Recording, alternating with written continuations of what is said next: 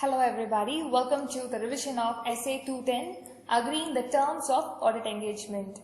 Before an auditor accepts an audit, he shall first establish a common understanding with the management. In order to have a common understanding, there should not be any preconditions for the audit. How do you check? The auditor shall first determine whether the financial statements prepared by the management is in accordance with the applicable financial reporting framework. Secondly, the management should acknowledge its responsibilities. So what are the responsibilities of a management? The first one is to prepare and present the financial statements as per the applicable financial reporting framework, and to design, implement and maintain internal control in its entity. So these are the two responsibilities of the management. Besides this, the auditor shall have access to information that he finds fit for the audit, that is the books, records, documents which were used for the preparation of the financial statements. He shall have access to all those documents, and also to additional information which he finds fit, which is required for the audit. He shall have access even to those, and have unrestricted access to persons within the entity. Only if all these 5 conditions are satisfied, it means that there are no preconditions for the audit and the auditor could go ahead with accepting the audit. So once this has been established, the second part comes for the letter of engagement. The auditor shall issue a letter of engagement to the management. So what shall this letter of engagement contain? It shall first and foremost contain the confirmation of the acceptance of the audit, and it shall have the objective and the scope of the audit. The responsibilities of both auditor as well as the management shall be mentioned. The applicable financial reporting framework shall be identified and mentioned in the letter of engagement.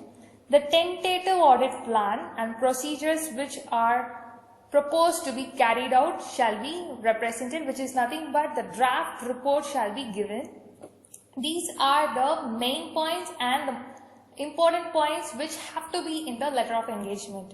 Besides this, any other relevant points which the auditor finds fit shall also be included in the letter of engagement. Like for example, if the auditor uses the workings of internal auditors, branch auditors, experts' opinion. So in case if he uses the work of them and which forms a very integral part of the report, he shall mention those. If he has any further agreements with the management which he finds necessary to be put in writing, and he shall mention that also in the report. So these are the relevant points which the auditor finds fit as and specific to the concerned audit shall be put in the letter of engagement.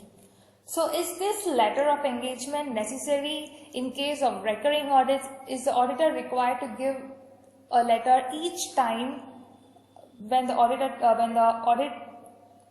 term terminates and a new audit starts? Well, Essay 210 says that the auditor may decide. It is upon the discretion of the auditor. However, in the practical approach, it is better to issue a new engagement letter. However, this relaxation given by Essay 210 is not applicable in certain cases. New letter of engagement is required to be given in certain cases where significant changes have taken place. For example, changes in the composition of the directors, composition of the owners, the change in the size and nature of the business, change in the financial reporting framework. So if all these changes are done, then a new letter is necessary. In case if there is a legal or regulatory requirement, then a new letter is a must. And because a previous letter of engagement is misunderstood by the client and there is a need for clarification, then a new letter is necessary. Okay, so having said about this, what happens in case if there is a limitation towards the scope of the audit? This limitation can be found out at 2 places either prior to the acceptance or after accepting the audit. In case if the limitation is found before, that is prior to the accepting the audit, then the auditor shall not accept the audit.